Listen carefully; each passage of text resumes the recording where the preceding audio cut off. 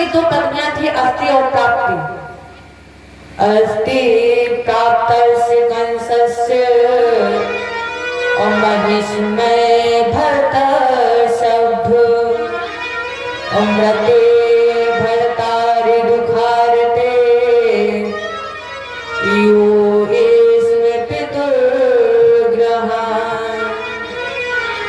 कंस की दो पत्नियां थी, अस्ति और प्राप्ति। ये मगध नरेश जरासंध की कन्याएं थी। अपने पति कंस के उद्धार के बाद ये रोती बिलखती जरासंध के राज दरबार में पहुंचे। जरासंध ने कहा, देवी क्या हुआ है? इस विधवा के रूप में क्या हुआ? अस्ति प्राप्ति ने बताया, वो साढ़े 11 वर्ष का कृष्ण गौए चराने वाला जरासंध ने अपने दामाद की मृत्यु का बदला लेने के लिए 33 औक्षणिक सेना तैयार की। एक औक्षणिक सेना में 21,870 रथ, 21,870 हाथी, 1,09,350 सिपाही और 65,610 घुड़सवारी। ये एक औक्षणिक सेना है। कुल 2,18,700 बिहारी जी के ऊपर आक्रमण कर दिया।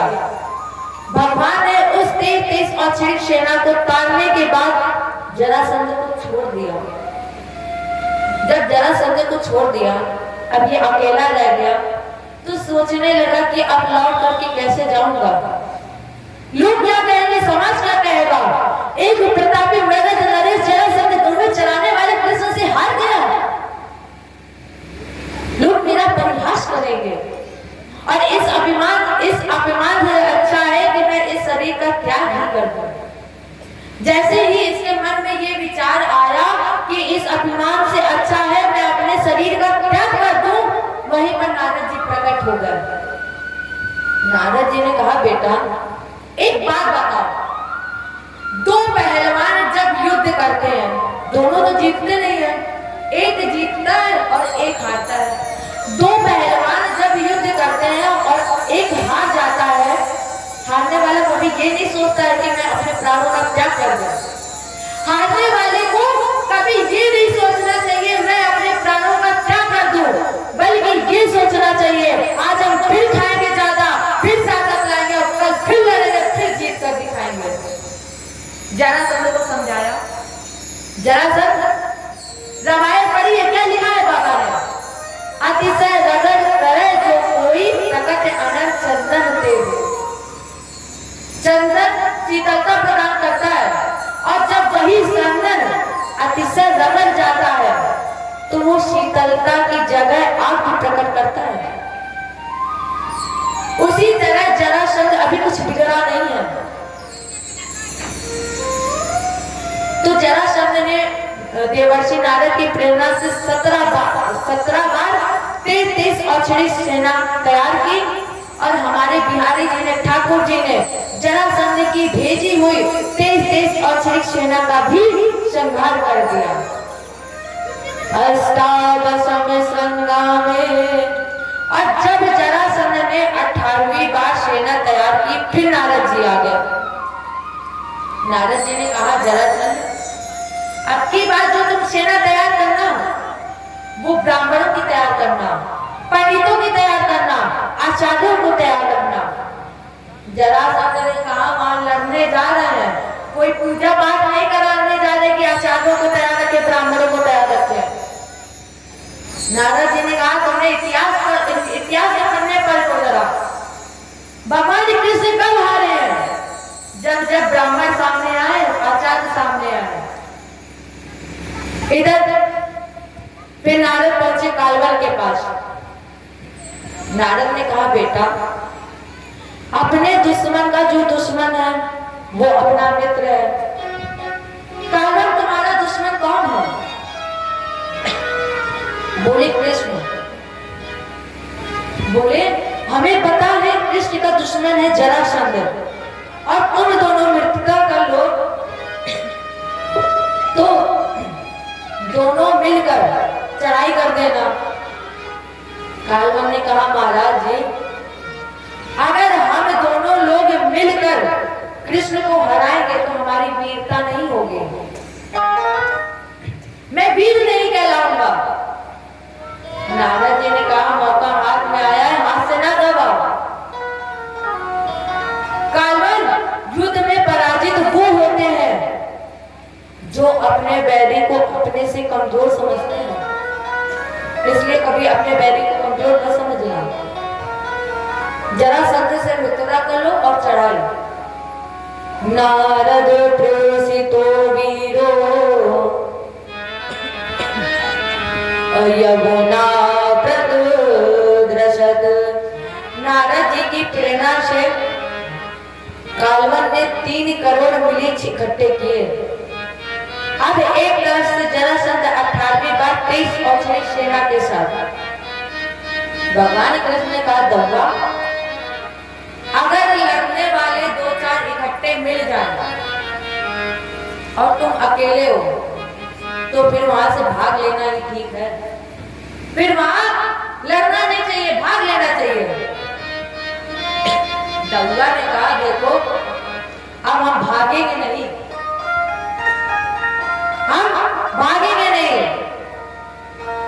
कन्हैया ने कहा है अपने प्राण संकट में डालो, भागना ही पड़ेगा। दरुआ को समझाने के बाद भगवान ने इति समंत्र भगवान दुर्गा द्वादश योजनम अंता समुद्रे नगरे अकृता कृतस्नात भूतम चीकिरत। भगवान ने विश्वकर्मा को बुलाया, समुद्र के अर्थास्थल में 12 योजन एक दुर्ग का निर्माण कराया और इसका नाम रखा गया द्वारका। इसके बाद भगवान ने योग माया को बुलाया, सारे मथुरा को धन धान के शहीद ठाकुर जी ने सुरक्षित कर दिया द्वारका में। अब द्वारका में 2 ही बचे थे, कृष्ण और बलराम। कन्हैया बोले दुर्गा तुम मथुरा की सुरक्षा कर लो और तब तक हम अपने शत्रु कालवन से मिलकर आ रहे हैं। भगवान अकेले टहलते टहलते कालवन के सामने पहुंचे। कालवन ने कहा अरे कृष्ण, हम तुमसे युद्ध करने आए हैं, तुम्हारी सेना कहाँ है? भगवान बोले हम तैयार हैं, हम भी लड़ने ही आए हैं, हमें सेना की जरूरत नहीं है। कालवन ने कहा सेना तो लाओ पहले। भगवान बोले तेरे जैसे कायर से लड़ने के लिए मुझे सेना की जरूरत नहीं है, अकेले हम ही लड़ेंगे। कालवन ने कहा एक कंस को क्या मार लिया है, अगर ब्रह्मासुर को क्या संहार कर दिया है, तुम तो अपने आपको वीर समझते हो? भगवान बोले नहीं, हम वीर तो नहीं है लेकिन हम लड़ने आए हैं। कालवन ने कहा अगर तुम लड़ने आए हो और इस तरह बात, तो लोग हमें वीर नहीं कहेंगे, लोग हमें वीर नहीं समझेंगे। तो सेना से कहा सेना तुम पीछे हट जाओ। भगवान बोले बराबरी तो अब भी नहीं है। कालवन ने पूछा क्यों? भगवान बोले तुम हो रथ पर और हम यहीं खड़े हैं, तुम रथ पर हो और हम पैदल हैं। कालवन ने साथी से कहा रथ भी हटाओ। रथ हटाया। भगवान बोले बराबरी अब भी नहीं है। कालवन ने कहा अब क्यों नहीं है? भगवान कृष्ण ने कहा देखो तुम शस्त्र लिए हो और हम निशस्त्र हैं, मेरे पास कोई शस्त्र नहीं है। तुम्हारे हाथ में धनुष वाले अस्त्र शस्त्र है। कालवन ने कहा ये भी त्याग। बोले आप बराबर के योद्धा हैं। भगवान बोले तो फिर हाथ हो जाए एक तो। और जैसे ही कालवन ने हाथ मिलाने के लिए हाथ आगे बढ़ाया, आगे आगे कृष्ण भाग रहे और पीछे पीछे कालवन। आवाज लगाई अरे छलिया रुक जाओ, आज तुम्हें कालवन के हाथ से 3 लोग में कोई भी नहीं बचा पाएगा। मथुरा से राजस्थान में प्रवेश करके धौलपुर के पास एक गंधमादन नाम का पर्वत है, उसी में प्रवेश कर गए, गुफा में प्रवेश कर गए और यहीं पर मुचकुंद नाम का राजा पड़ा था। भगवान ने तन से पीतांबर उतारा और पैर से लेकर सर तक ढक दिया। ढकने के बाद ये पत्थर की शिला के पीछे छिप गए। अब अंदर गया, कालवन ने देखा और अब उसे तो पता नहीं था कि कौन है। कालवन ने कहा, अरे चलिया, तू यहाँ पर पड़ा सो रहा है, आज तुझे कोई नहीं बचा पाएगा। इतना क्रोध में आ गया, ये आवेश में आ गया और इसने उसी सोए हुए राजा पर अपने पैर का प्रहार कर दिया। और जैसे पैर का प्रहार किया, देह देना अग्निनादम, मुचकुंद पर पद का प्रहार हुआ, उठ करके बैठ गया। और जैसे कालवन की तरफ देखा राजेंद्र, एक क्षण नहीं लगा, कालवन जल करके भस्म हो गया। वहीं पर भगवान चतुर्भुजी रूप में प्रकट हो गए। जय बोलो कृष्ण भगवान की जय। राजा परीक्षित ने कहा, ये है कौन? ये शूर वंश के राजा मांधाता, ये मांधाता का पुत्र मुचकुंद था। देवासुर संग्राम में इंद्र के पद से युद्ध किया, इंद्र को विजय मिली और कहा वर मांग लो।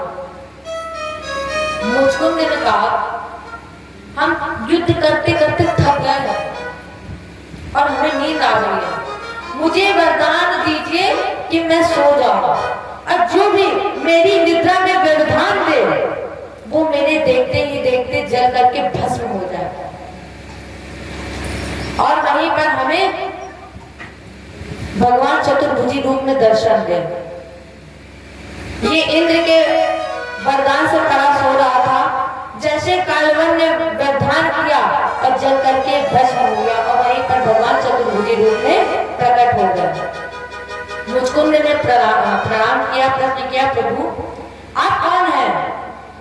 को भवानी संप्राप्तो विपिने गिर गो हरे पदभ्याम पदम पलाशाभ्याम अविचरेश्वर कंठ के। प्रभु आप कौन है? आपके चरण तो कमल के पंखुड़ी से भी ज्यादा नाजुक है और ये जो रास्ता है ना, ये बड़ा कटीला पथरीला है। इस मार्ग में भटकने वाले आप कौन हैं? अपना परिचय दीजिए।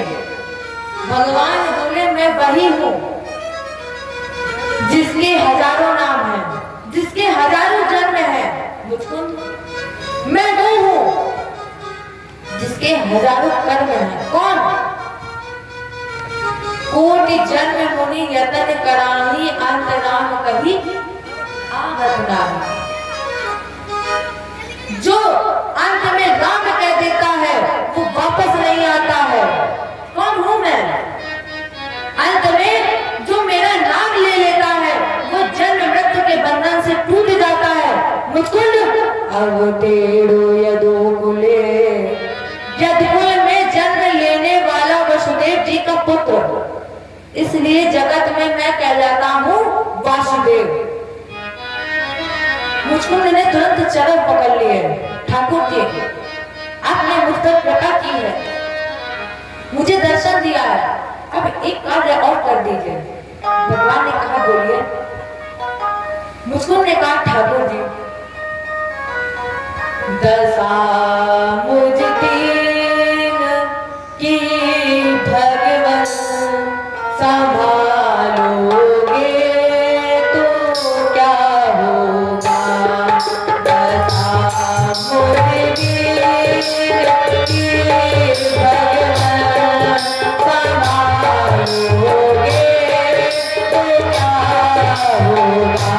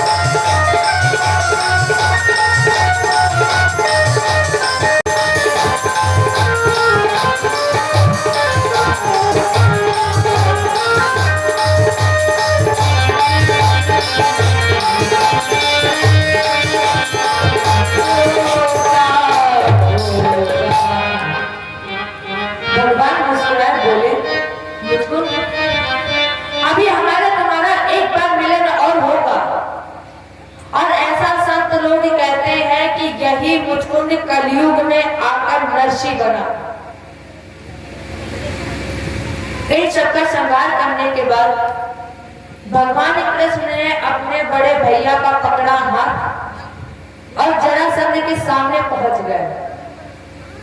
जरासंध ने कहा, अरे छलिया, कहाँ है तुम्हारी सेना? भगवान बोले, अरे जरासंध, जिसने 17 बार तेरी तेज औछड़ी सेना का संहार किया है, 17 बार पराजित किया है, उससे 18वीं बार सेना की क्या जरूरत है? एकदम जरासंध ने कहा, अकबर, अलग अलग संप्रदाय, संत वैष्णव। भगवान बोले, बलवा भागो। तो भगवान कृष्ण युद्ध मैदान छोड़कर भाग खड़े हुए, इसलिए इनका एक नाम पड़ गया रणछोड़। समुद्र के किनारे एक 11 योजन ऊंचा पर्वत था। भगवान पर्वत पर चढ़ गए। जरासंध ने आग लगवा दी।